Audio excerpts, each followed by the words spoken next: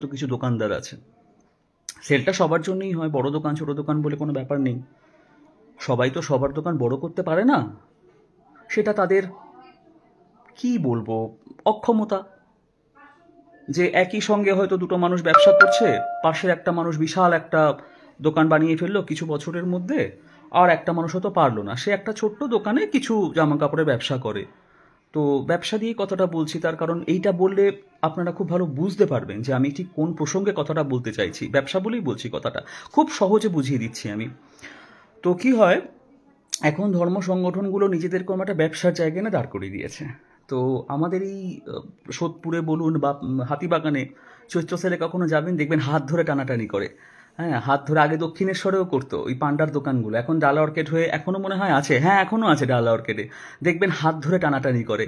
বলে যে আমাদের সোদপুরের দোকানদারগুলো বলে যে যারা রাস্তার পাশে মানে এমনি যাদের ছোট ছোট দোকান, তারা বলে যে ওই দোকানের মাল নেবেন না, ও দু নম্বরই মাল বিক্রি করে, ও দোকানের মাল ভালো না, আমার দোকানে আসুন, আমার দোকানে আসুন।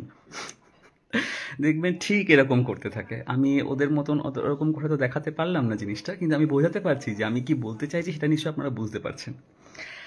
তো বর্তমানে ভারতবর্ষের মানে ওই ধর্ম মানে হিন্দু হিন্দু ধর্ম, সনাতন ধর্ম বা যাই বলি না কেন, যে ধর্ম থেকে আমরা বিলং করি, সংখ্যাগরিষ্ঠ যেটা আছে, তো সেখানে এদের একটা যাদের বহু ভাগ আছে, তো তাদের অবস্থাটা না এখন কিছুটা সেরকম, মানে আমার নিজের দেখে হাসি পায়। মানে ইটস লাইক, ওই ঠাকুর ভালো না, ওই গুরু ভালো না, ওই গুরুর এই সমস্যা আছে, মানে একদম ঠিক। দাদা ওই দোকানের মাল নেবেন না, ওই দোকানের মাল নেবেন না, ওই দোকানের বাজে মাল, আমার দোকানে আসুন, আমার দোকানে দারুণ মাল আছে, আমার দোকানে আসুন। তো ঠিক এরকম একটা জায়গাতে এরা ধর্মটাকে এনে দাঁড় করিয়ে দিয়েছে।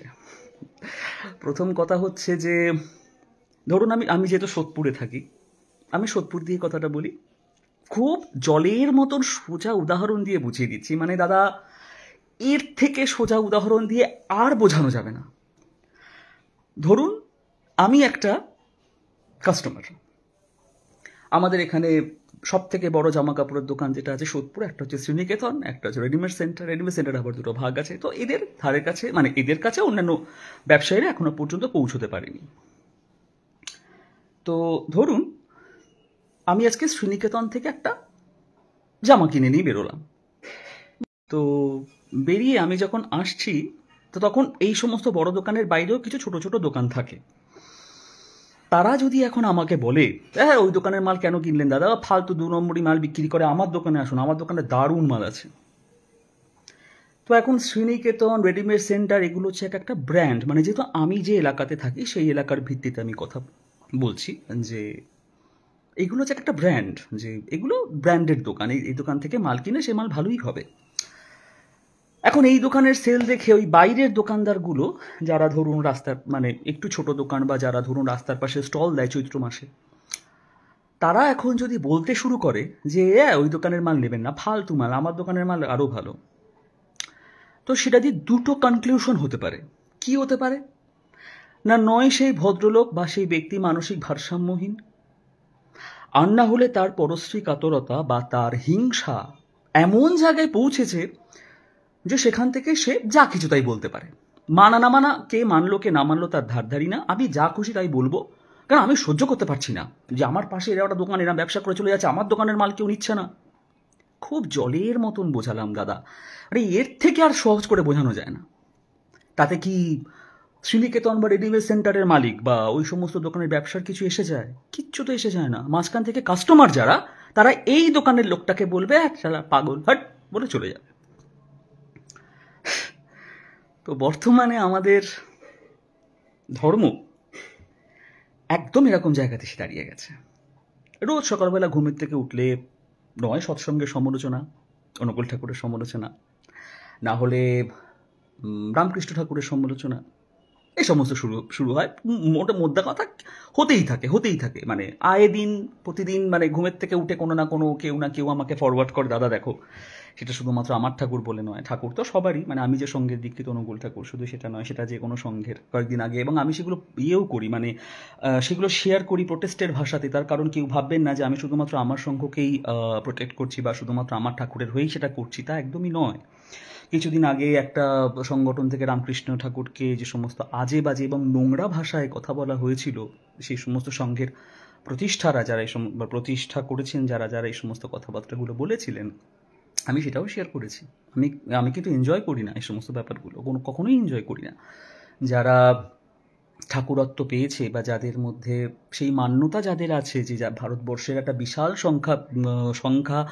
সংখ্যক মানুষ এই সমস্ত সত্তাদের ঠাকুর, দেবতা বা ঈশ্বর বা গুরু কিছু বলে বরণ করেছে, সেই সমস্ত শিক্ষাটুকু অন্তত আমার মধ্যে আছে, এবং সেগুলো আমার মনে হয় সমস্ত সৎসঙ্গীদের মধ্যে আছে। সেই শিক্ষাটা যে আমরা শুধু আমাদের হয়ে প্রোটেস্ট করি না, আমরা সবার হয়ে প্রোটেস্ট করার চেষ্টা করি। আজকে যদি কেউ রামকে আজে বাজে কথা বলে, শ্রীকৃষ্ণকে আজে বাজে কথা বলে, চৈতন্য মহাপ্রভুকে আজে বাজে কথা বলে, আর তারপর যদি রামকৃষ্ণ ঠাকুরকে নিয়েও আজে বাজে কেউ কথা বলে, সেগুলো আমরা প্রোটেস্ট করি। তার কারণ হচ্ছে এটা আমাদের ঠাকুরের শিক্ষা যে সবাইকে নিয়ে আমাদের চলতে হবে। আমরা যদি কখনো এবং রসুল, জিসাস ক্রাইস্ট ইনক্লুডেড, তার সেই দলে ওনারাও পড়েন, যে শুধুমাত্র সবাই খারাপ, একমাত্র অনুকূল ঠাকুর ভালো, এই কথা বলে ঠাকুর বলেছে তুমি আমাকেও ভালোবাসো না, আমার কাছে তোমার কোনো জায়গা নেই। প্রথম কথা, এটা মানে মাইন্ড ব্লোয়িং শিক্ষা সমস্ত শিক্ষার মধ্যে। এটা হচ্ছে সব থেকে বড় শিক্ষা। মানে এই শিক্ষা অন্য সংগঠনে যে একেবারে নেই, এতেই বোঝা যাচ্ছে। এই যে উদাহরণটা আমি দিলাম বা এর পরে যে কথাগুলো বলবো, তো আমার বক্তব্য হচ্ছে যে একজন ভদ্রলোক, কি নাম যেন বেশ তার, সে কদিন আগে এই সমস্ত একটা ভিডিও কোথা থেকে বার করেছে, বার করে সে বলছে যে কি অনুকূল ঠাকুর সনাতন ধর্মের অংশ নয়, আমরা নাকি সনাতন ধর্মের অংশ নই, তাহলে আমরা মালা করতাম, আমরা তিলক পরতাম, আমরা বৈষ্ণবের মতন যেরকম সাজগোজ সেগুলো করতাম। তো সেই প্রসঙ্গেই আমি একটা ভিডিও আপলোড করেছি যে নৃসিংহপ্রসাদ ভাদুরী, উনি তো একটা পুরাণবিদ এবং সারা ভারতবর্ষ এই ব্যক্তিকে চেনে। তার মতে সনাতন ধর্ম কী এবং তার মতে হিন্দু ধর্ম কী, সেটা আমি পোস্ট করলাম। এবং আমাদের পুণ্যপুথির প্রথমেই সপ্তার্চিতে বলা আছে, ঠাকুর বলে গেছে ব্রহ্ম ভিন্ন অন্য কেউ উপাস্য নহে। আবার এদিকে বেদও সেই একই কথা বলছে। ঋগ্বেদ বলছে যে ব্রহ্ম ভিন্ন অন্য কেউ উপাস্য নহে এবং ঈশ্বর এক এবং একমাত্র, তার কোনো আকার নেই, নিরাকার পরব্রহ্মই হচ্ছে ঈশ্বর। এটা ঋগ্বেদের বলা। আমি ভাই এই সমস্ত জানিও না, আমি খুব মুখ্য সূক্ষ্ম একজন মানুষ, আমি তো বেদ পড়িও নি, আমি বেদ লিখিও নি, লোকে আলোচনা করে আমি তাই শুনলাম। তো ঋগ্বেদ বলে যে ঈশ্বর হচ্ছে নিরাকার, তার কোনো আকার হয় না, এবং সেই হচ্ছে পরম ব্রহ্ম। তো আমি অনেক সময় ভাবলাম যে আমার জানা তো ভুলও হতে পারে। তো এখন মানুষের জানার একমাত্র পথ হচ্ছে গুগল, যেটা আমি আগের লাইভগুলোতে আমি সমস্ত কিছু বলেছি। যাদের মনে কোনো সংশয় হবে তারা গুগল করে নেবেন, গুগলে দেখে নেবেন। তো গুগলে ব্রহ্ম কি আর পরব্রহ্ম কি খুব ভালো করে লেখা আছে। সেখানে কোনো পার্টিকুলার একজন দেবতার নাম বলা নেই যে শ্রীকৃষ্ণই ব্রহ্ম, শ্রীকৃষ্ণই পরব্রহ্ম, এমন কিন্তু কিচ্ছু বলা নেই। প্রথম কথা, গুগল বলছে পরম ব্রহ্ম কথার অর্থই হচ্ছে একটা নিরাকার একটা অস্তিত্ব, যে সর্বব্যাপ্ত, সব কিছুতে ব্যপ্ত আছে, এরকম একটা অস্তিত্বর নামই হচ্ছে পরম ব্রহ্ম।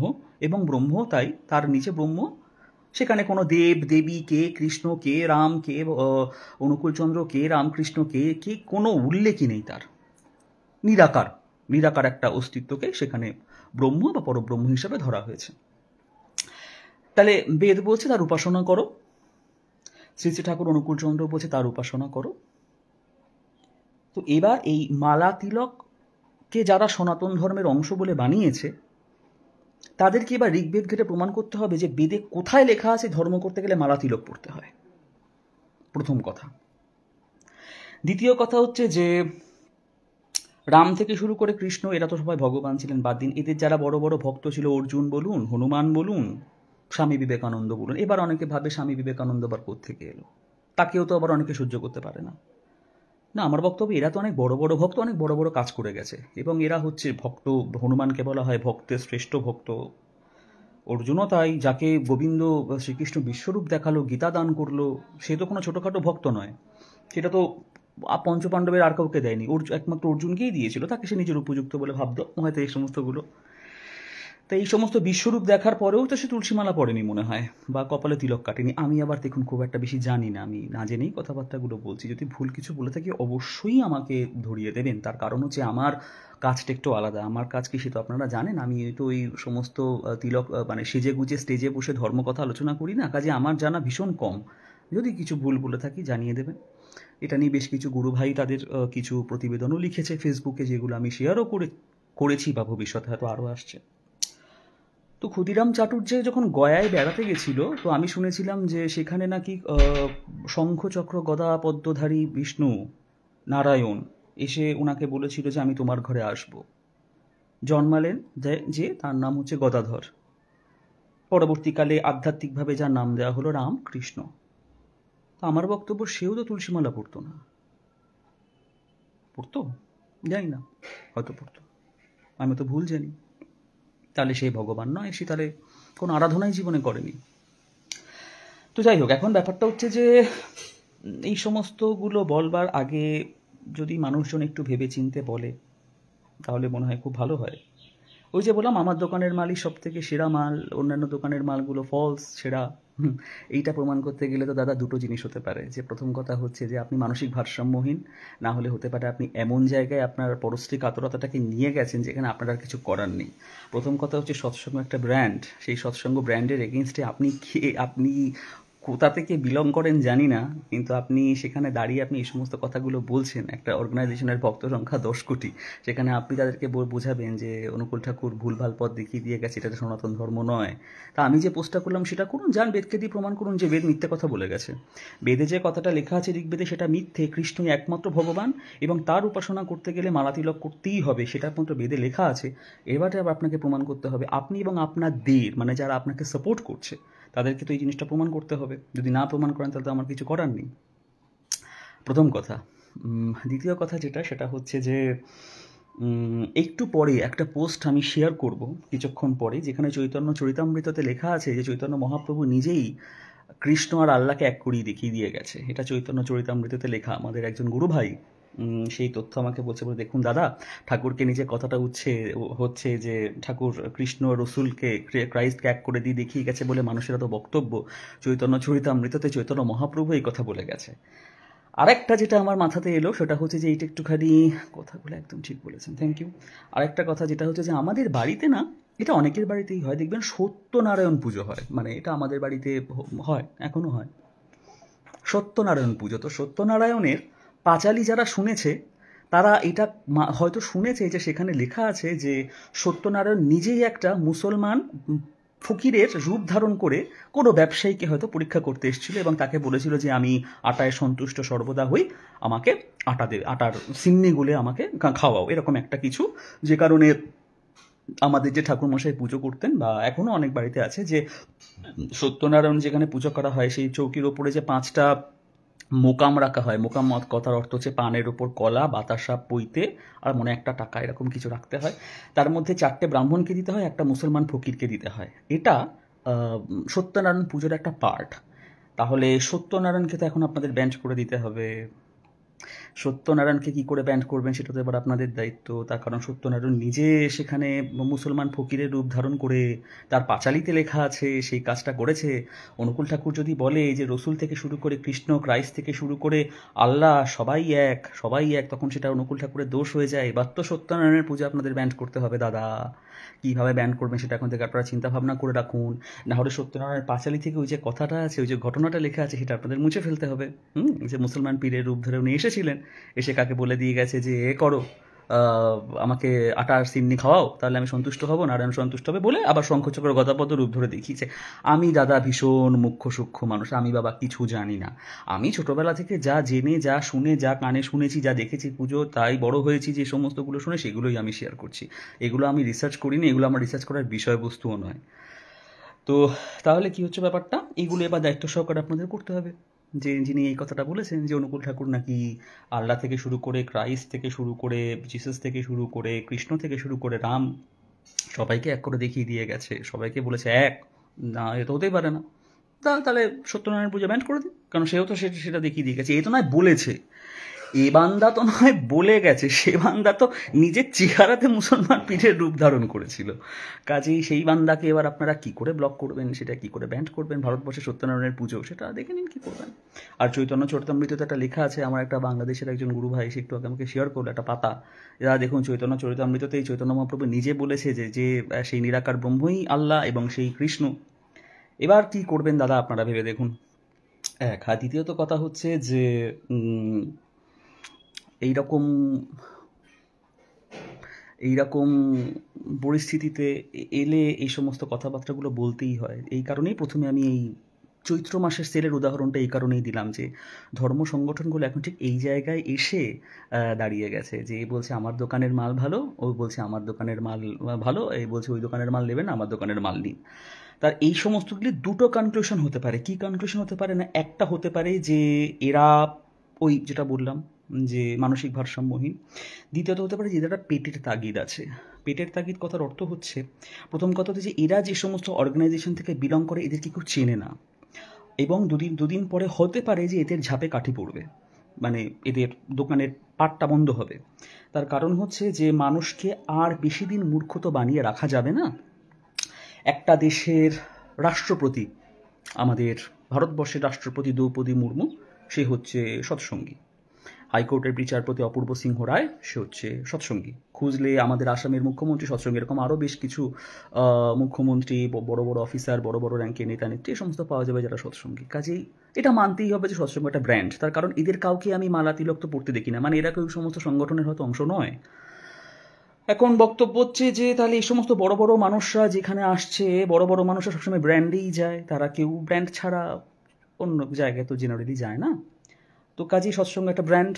তো এই ব্র্যান্ডের ঝাপে কাঠি মনে হয় না পড়বে, তার কারণ যে কোনো পরিস্থিতিতেই দেখেছি ব্র্যান্ডরা সবসময় টিকে থাকে। সেটা শ্রীনিকেতন বলুন, সেটা রেডিমেড সেন্টার বলুন, সেটা প্যান্টালুন্স বলুন, সেটা ওয়েস্ট সাইড বলুন, যা আমাদের যা ব্র্যান্ড আছে জামা কাপড়ের দিয়ে, যেখানে এই জামা কাপড় দিয়ে না বোঝালে অবশ্য আপনারা বুঝবেন না। তার কারণ হচ্ছে ভগবান নিয়ে বোঝালে শাস্ত্রীয় ব্যাখ্যা দিলে আপনারা বোঝেন না, সায়েন্সের ব্যাখ্যা দিলে আপনারা বুঝেন না। কেন? আপনাদের শিক্ষাগত যোগ্যতা সে জায়গাটাতেই নেই যে আপনারা বুঝবেন কি করে। একদম পাতি জামা কাপড়ের উদাহরণ দিয়ে বোঝাচ্ছি, সেইটুকু তো মানুষের লাগে। মানে মানুষ তো আর উলঙ্গ হয়ে রাস্তায় ঘুরতে পারবে না। একটা মানে ভিখারি থেকে শুরু করে একটা কোটিপতি, সবাইকে তার পরিধান করতে হয়। কাজে এইটা আমাদের ভীষণ দৈনন্দিন জীবনের একটা অংশ, জামা কাপড় দিয়ে বোঝাচ্ছি। যে তাহলে কি হবে, ব্র্যান্ডের জামা কাপড় তো বন্ধ হয় না, ঝাপে কাঠি পরে কাঁধে ছোট ছোট ব্যবসায়ীদের। এখন আপনারা আপনাদের ব্যবসাটাকে বড় করতে পারেনি, সেটা তো আপনাদের কি বলবো, মানে আপনাদের ব্যর্থতা, আপনাদের অকর্মণ্যতা যে আপনারা আপনাদের ব্যবসাটাকে বড় করতে পারেননি। এটা তো ব্যবসা, মানে আপনারা তো ব্যবসার জায়গাটাতেই নিয়ে গেছেন। সৎসঙ্গ ব্যবসা করে না, তার কারণ হচ্ছে সৎসঙ্গ এই সমস্ত শেখায় না যে রাম বড় কৃষ্ণ ছোট, ও রামকৃষ্ণ ভগবান নয়, বুদ্ধ ভগবান নয়, আল্লাহ হচ্ছে এটা অন্য ধর্মের, এই সমস্ত সৎসঙ্গ শেখায় না। অনুকূলচন্দ্র প্রথমেই বলে দিয়ে গেছে একটা কথা, বুদ্ধ ঈশায় বিভেদ করিস, শ্রীকৃষ্ণ শ্রী চৈতন্য রসুল কৃষ্ণে জীবোদ্ধারে তারা আবির্ভূত হয়, একই ওরা তাও জানিস নে, প্রথমেই বেড়াল মেরে দিয়েছে। কাজেই একে আর অন্য কিছু তো প্রমাণ করতে পারবেন না। দ্বিতীয়ত যে মানুষটা হচ্ছে যে সে কিছুদিন আগে নাকি আবার ঠাকুরের কোন বাণী নিয়ে খুব লাফালাফি করেছিল, অন্যে বাঁচায় নিজে কি বাঁচে ধর্ম বলে জানিস তাকে, সে আবার পরক্ষণে পাল্টি খেয়ে গেল। পাল্টি খেয়ে গেল কারণ হচ্ছে যে হয়তো ওপর মহলে ছাপ এসছে যে এই অনুকূল ঠাকুরকে নিয়ে সমস্ত বলেছো কেন, আমাদের এবার কি হবে তুমি। ওই চাপের চোটেই নিশ্চয়ই সমস্ত কথাবার্তাগুলো সে বলেছে যে উনি সনাতন ধর্ম করেন না, মালা তিলক করেন না, এক সব দেখিয়ে দিয়ে গেছে। তো এর বেদ থেকে শুরু করে শাস্ত্রীয় যা ব্যাখ্যা হতে পারে সেগুলো তো আমি দিয়ে দিলাম। এবার তাহলে আপনাদের এই সমস্তগুলো মিথ্যা প্রমাণিত করতে হবে। আর একটা ভিডিও যেন কি, আমাদের বাংলাদেশের একজন গুরু ভাই আছে, উনি একজন শাস্ত্রজ্ঞ, বেদজ্ঞ, একজন পণ্ডিত বলা যেতে পারে, রায়ন চক্রবর্তী। উনার ভিডিও নিয়ে আরেকজন ভিডিও বানিয়েছে। তো তার ফেসবুক অ্যাকাউন্টে গিয়ে কি বলবো, মানে হাসিও পায়, লজ্জাও লাগে যে এই সমস্ত মানুষদের সাথে কথাবার্তা বলতে হয়। সে একটা পোস্ট করেছে, রায়ন চক্রবর্তীকে ব্যান্ড করুন। রায়ন চক্রবর্তী একজন শাস্ত্রজ্ঞ পণ্ডিত হয়ে কি করে অনুকূল ঠাকুরের সম্বন্ধে প্রমোট করে বেড়াচ্ছে। তার পোস্টে গিয়ে আপনারা দেখুন, সেখানে 6টা কমেন্ট, তার মধ্যে একটা কমেন্ট আমার, বাদ বাকি 4টে কমেন্ট তার নিজের। মানে এরাও, মানে কি বলবো, মানে এই সমস্ত মানুষদেরও ধৃষ্টতা হয় যে কোনো অর্গানাইজেশন, কোনো মানে দৈব সত্তা, এই সমস্তদের নিয়ে আলোচনা করার। আমি সেই ভদ্রলোকের কমেন্টে গিয়ে কমেন্ট করেছি, দাদা প্রথম কথা হতে পারে দুটো, তার কারণ হতে পারে কথাটা শুনলে খুব খারাপ লাগবে, যে হয়তো আপনি যে অর্গানাইজেশন থেকে বিলং করেন বা আপনার ব্যক্তিগত জীবনে হয়তো আপনার একটু আর্থিক অসচ্ছলতা আছে, যে কারণে আপনি এই দোকানের মাল ভালো না, আমার দোকানে আসুন, এই কেসটা করছেন। আপনি বলুন না, আমরা তো সৎসঙ্গীরা আছি, আমরা সবাই মিলে আপনাকে সাহায্য করব বা আপনাদের সাহায্য করব, আমাদের কোনো সমস্যা নেই। আরে ভাই, আমরা রোজ সকালে ঘুম থেকে উঠে ঠাকুরকে ইষ্টবৃত্তি করতে পারি। আমাদের ঠাকুরের বলা আছে যে শুধু ইষ্টবৃত্তি করলে হবে না, আমাদের ভাতৃভোজ্য দিতে হয়, আমাদের ভূতভোজ্য দিতে হয়, মানে আমাদের আশেপাশের মানুষদের দেখতে এই সমস্ত সিস্টেম ঠাকুর চালু করে দিয়ে গেছে। আমাদের রোজ সকালে ঘুমের থেকে উঠে পশু পাখিদের খাওয়াতে হয়, আমাদের ইষ্টভীতির একটা পার্ট। আমাদের ইষ্টভীতির একটা পার্টও যেদিনকে আমাদের ঠাকুরকে পাঠাতে হয়, সেদিনকে আমাদের এমন কিছু গুরু ভাই বা এমন কিছু মানুষ যাদের আর্থিক সচ্ছলতা অতটা নেই, তাদেরকে দিতে হয়। তো আমাদের কোনো সমস্যা হবে না। সৎসঙ্গ একটা 10 কোটি লোকের অর্গানাইজেশন। আপনাদের বলুন না আপনাদের কোথায় সমস্যা হচ্ছে, আর্থিক প্রবলেম বা কিছু কোনো সমস্যা বলুন। এখন দেখুন, 10 জনের মধ্যে 9 জন যদি অনুকূল ঠাকুরের দীক্ষা নিতে চায়, সেখানে আমি তো তাদের বলতে পারবো না যে দাদা অনুকূল ঠাকুরের দীক্ষা নেবে না, ওই অর্গানাইজেশনের দীক্ষাটা নিন। এটা তো আর বলা যাবে না, তার কারণ এটা হচ্ছে যে মানুষ এই দোকানের মালই কিনতে চাইছে। কি করব বলুন, মানুষ তো এই দোকানের মাল কিনতে চাইছে। এখন মানুষকে যদি আমি অন্য দোকান দেখাই, সেটা তো তাদের ব্যক্তিগত পছন্দ। কিন্তু সেটা বাদে অন্যান্য যা সহায়তা করবার লাগে আপনারা সৎসঙ্গের কাছে সারেন্ডার করুন। আপনারা সৎসঙ্গীদেরকে বলুন আমরা সাহায্যটা করব। আমরা কেন করব না? আমরা তো সাহায্য করার জন্যই বসে আছি। কিন্তু তার জন্য দয়া করে এই সমস্ত মানে অবাস্তব, অশাস্ত্রীয়, অবৈদিক এই সমস্তগুলো আপনারা প্লিজ মানুষের মধ্যে ছড়াবেন না। প্রমাণিত কি হচ্ছে যে আপনারা মূর্খ, এবং দ্বিতীয় প্রমাণিত হচ্ছে যে আপনারা পরশ্রী কাতরতায় ভুগছেন আপনারা। এটাই প্রমাণিত হচ্ছে। তো এর থেকে বেশি এই মুহূর্তে আমার আর কিছু বলবার নেই। যেটুকু আমি জানতাম সেটুকু বললাম। তো এখন যেটা বক্তব্য সেটা হচ্ছে যে এই বছর হচ্ছে সৎসঙ্গের 100 বছর। আমরা সবাই জানি, সৎসঙ্গ থেকে সেটা ডিক্লেয়ার করা হয়েছে যে 1924 সালে পাবনাতে রেজিস্ট্রি করে ঠাকুর সৎসঙ্গ এই প্রতিষ্ঠানটা চালু মানে এসেছিল, মানে প্রতিষ্ঠা করা হয়েছিল সৎসঙ্গের। তো সেই হিসাবে দেখতে গেলে 2024 হচ্ছে 100 বছর সৎসঙ্গের। তো এই 100 বছরে আমরা এমন কিছু পদক্ষেপ অবশ্যই নিতে পারি আপনাদের কথা ভেবে, যে যদি আমাদের তরফ থেকে এই সমস্ত অর্গানাইজেশনদের কোনো সাহায্য করা যায়, সেটা যে কোনোভাবে সাহায্য হতে পারে, এটা আমরা করতেই পারি, কারণ এতে তো আমাদের কিছু এসে যায় না। কিন্তু মানে শর্ত একটাই, যে মানুষকে ঠিকঠাকভাবে গাইড করতে হবে। আমি কদিন আগে একটা পোস্ট শেয়ার করেছিলাম যে সৎসঙ্গীরা, এই যে অনেকে বলে এরা কোন সম্প্রদায়, সৎসঙ্গীরা কোন সম্প্রদায়, এটা কি বৈষ্ণব সম্প্রদায়? রামকৃষ্ণ মিশনও বৈষ্ণব সম্প্রদায় নয়, জগৎগুরু শঙ্করাচার্যও বৈষ্ণব সম্প্রদায় নয়, ভারতবর্ষে বৈষ্ণব সম্প্রদায়ের বাইরে আরও অনেক বড় সম্প্রদায় আছে। তো এখন বড় কথা হচ্ছে সেটা নয়, সৎসঙ্গ বৈষ্ণব সম্প্রদায়ের অন্তর্ভুক্ত। সৎসঙ্গ হচ্ছে শ্রী সম্প্রদায়, যে 4টে সম্প্রদায় আছে, শ্রী, কুমার, রুদ্র, কি ব্রহ্মা নাকি এই সমস্ত সম্প্রদায় আছে, তার মধ্যে সৎসঙ্গ হচ্ছে শ্রী সম্প্রদায়ের অন্তর্ভুক্ত। শ্রী সম্প্রদায় অন্তর্ভুক্ত কীভাবে না, ওই পরম্পরা দেখে নেবেন। রামানন্দ যিনি ছিলেন, তিনি কবিরকে দীক্ষা দিয়েছিলেন। আবার এদিকে গুগল বলছে কবির হচ্ছে নিরাকার ব্রহ্মের উপাসক। কবির তারপর থেকে যে পরম্পরা শুরু করেছিল, সেখানে উনি খুব সম্ভবত তিলক, মাল এই সমস্ত তুলে দিয়ে গেছেন। তো সেই পরম্পরায় গিয়ে আস্তে আস্তে এখন কামতা সাহেব এরকম কেউ ছিলেন, সেখান থেকে শ্রী ঠাকুর অনুকূলচন্দ্র এসে দাঁড়িয়েছেন। কাজেই এবার তাহলে কী করতে হবে, আপনাদের ওই প্ল্যান চেট করে কবিরকে ডেকে আনতে হবে। কবিরকে ডেকে এনে তার কাছে এবার আপনাদের প্রশ্ন করতে হবে যে শ্রী সম্প্রদায়ের অন্তর্ভুক্ত হয়েও সে কেন নিজে কারণে তুলসী মালা এই সমস্তগুলো তুলে দিয়ে গেছে, তিলক মালা এই সমস্তগুলো সে কেন তুলে দিয়ে গেছে? কারণ সন্ত পরম্পরাতে এগুলো কেউ পড়ে না, আমি অন্তত দেখিনি কাউকে পড়তে। তো যিনি তুলে দিয়ে গেছেন তাকে এবার ডেকে জিজ্ঞেস করতে হবে। নাহলে কবির যে একটা ইন্টারন্যাশনাল ফিগার, কবির আবার কিন্তু ন্যাশনাল ফিগার নয়, কবির একটা ইন্টারন্যাশনাল ফিগার। তার কারণ কবিরের রচনা যে সমস্ত দোহা টোহাগুলো আছে, সেগুলো মোটামুটি সবাই জানে। সন্ত কবিরের ভারতবর্ষে কবিরের ভূমিকা কী বা কবিরের পরিচয়টা নিয়ে আমার নতুন কিছু করে বলবার নেই। তো উনি এই সমস্তগুলো তুলে দিয়ে গেছেন। তো এখন তাহলে ওনাকে ডেকে জিজ্ঞেস করুন উনি কেন তুলে দিয়ে গেছেন। দেখুন, আমরা ফলো করছি আমাদের পূর্বতন গুরুরা যা শিখিয়ে দিয়ে গেছে এবং পরম্পরা যেভাবে এসেছে, তারা যা করেছে আমরা জাস্ট সেগুলো ফলো করে যাচ্ছি। এখন এখন তারা সেই আমাদের যে আদি, সে কেন তুলে দিয়ে গেছে, সে তাকে ডেকে এবার জিজ্ঞেস করতে হবে যে শ্রী সম্প্রদায় আবার সম্প্রদায়ের মধ্যে প্রথম অনেক এই নিয়েও বাকবিতণ্ডা আছে, কে আগে বা কে পরে। তবে গুগল বলছে বা এমনি সবাই বলছে শ্রী সম্প্রদায় নাকি একদম আদি সম্প্রদায়। তো সেই রামানন্দের শিষ্য হয়ে সেই শ্রী সম্প্রদায়ের অন্তর্ভুক্ত হওয়া সত্ত্বেও উনি কেন তুলসীমালা, তিলক এই সমস্তগুলো তুলে দিলেন, সে তো একমাত্র সেটা কবিরই জানে, সেটা তো আমি বলতে পারবো না। আমরা তো তার রুলসগুলো ফলো করছি। তো কাজেই এখন এই সমস্তগুলো তো আপনাদেরকে দেখে শুনে করতে হবে।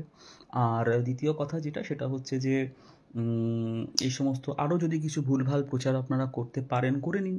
তার কারণ হচ্ছে আমরা তো তাকে পরম ব্রহ্মর সাকার মূর্তি বলে বিচার করি, আমরা তাকে মনে করি তিনি সাক্ষাৎ পরম পিতা। কাজে এই সমস্ত প্রশ্নগুলো বা এই সমস্ত দিনগুলো আসবে এগুলো আমরা আগে থেকেই জানি, এই সমস্ত প্রিপারেশন আমাদের নেওয়া আছে। একটা সময় এই প্রশ্ন যে আসবে যে এরা যদি বৈষ্ণব হয় বা এরা এরা যদি কোনো ওই সম্প্রদায়ের অন্তর্ভুক্ত, তারা মালা তিলক করে না কেন, এই প্রশ্ন যে আসবে এটা আমি আগে থেকেই গেস করেছিলাম, কিন্তু এসেছে, তার উত্তর আমি দিয়ে দিলাম যে এই জন্য আমরা ইউজ করি না। আর সব থেকে বড় কথা হচ্ছে যে এই যে যে ভদ্রলোক এই সমস্ত বলেছে, কেন বললাম যে মানুষ দুটো কারণে সংসার ছাড়ে। এক নম্বর হচ্ছে ঈশ্বর দর্শন বা ঈশ্বরের কাজ, আর দু নম্বর হচ্ছে যে সংসারের দায় এড়ানো। এর যা সাজ, এই সেজে গুজে একে যদি মাথার ঘাম পায়ে ফেলে টাকা রোজগার করে সংসার চালাতে হতো, তখন আমি দেখে নিতাম যে এর এই সাজ কোত্থেকে আসে। প্রথম কথা এই সমস্তগুলো করতে হয় না, ওই যে বললাম একটা মোটামুটি ড্রেস আপ মোটামুটি করে নিয়ে একটা গাছের তলে বসতে পারলেই ভারতবর্ষে পয়সা ইনকাম করা যায়। ভারতবর্ষে সব থেকে সোজা পয়সা ইনকাম করার রাস্তাটা মনে হয় ধর্ম, আর হতে পারে হয়তো রাজনীতি, মানে সেটা আমি ঠিক জানি না, আমি তো খুব একটা রাজনীতির সঙ্গে যুক্ত নই। তো আমার যতটুকু দেখে মনে হয় যে ওই পাড়ার মোড়ে শনি মন্দির কালী মন্দিরগুলো তৈরি করা হয়, বিভিন্ন স্টেশনে তৈরি করা হয়, করে দিয়ে ওই একটা চলো একটা ইনকামের একটা পথ। এখন সেই সেই ঠাকুর দেবতা অবধি কতটুকু পৌঁছায় জানি না, মাঝখান থেকে কিছু মানুষের খুব একটা উপকার হয়, সেটা দিয়ে সেটা বোঝাই যায়, ওই ইন্টারেস্টে তারা এই সমস্তগুলো করে। তো আমার বক্তব্য হচ্ছে যে সেই সমস্তগুলো করেও কি মানুষের তার জীবনের রদবদল হয়? হয় না তো, মানে হয় কি আমি জানি না ঠিক। তো কাজেই এটা থেকেই বোঝা যায় যে এই সমস্ত মানুষেরা তো নিশ্চয়ই ধর্মপ্রচার বা সঠিক ঈশ্বরকে সেটা প্রচার করবার জন্য এই সমস্ত ভেক সেজে নেই। এরা যে সেজে বসে আছে সেটা হচ্ছে শুধুমাত্র যাতে নিজেদের পেটটা চলে। আর যদি ওই দাদা ওই দোকানের মাল ভালো না, আমার দোকানের মাল বলে এদিকে আসুন এদিকে আসুন এদিকে আসুন, ঠিক যেমন করে ওই দক্ষিণেশ্বরের ডালা অর্কেডের মানুষজন নিজেদের ব্যবসা বৃদ্ধির জন্য, বা চৈত্র সেলের আমাদের হাতিবাগান বা সোদপুরের ব্যবসায়ীরা যেরকম করতে থাকে। তো এদের আচরণ দিন দিন ওরকম জায়গায় পৌঁছচ্ছে যেটা খুব ঘৃণ্য, খুব মানে নিন্দনীয়, খুব লজ্জার একটা বিষয় যে এদের কাছে ধর্ম একটা ব্যবসা এসে পরিণত হয়েছে। তো যাই হোক, সেটা আমি দিক থেকে আমি আমার ব্যক্তিগত মতামত যতটুকু ছিল সেটুকু শেয়ার করলাম, এবং এই সংলগ্ন যদি পরবর্তীকালে আরও কিছু পাই সেটা আমি বলবো বা আমি সেটা শেয়ার করব। তো এখন আমি লাইভটা শেষ করছি, আর বিশেষ সময় নষ্ট করব না কারোর। সঙ্গে থাকার জন্য ধন্যবাদ, এবং যদি আমি কিছু ভুল বলে থাকি সেটা আমাকে কাইন্ডলি জানিয়ে দেবেন। জয় গুরু।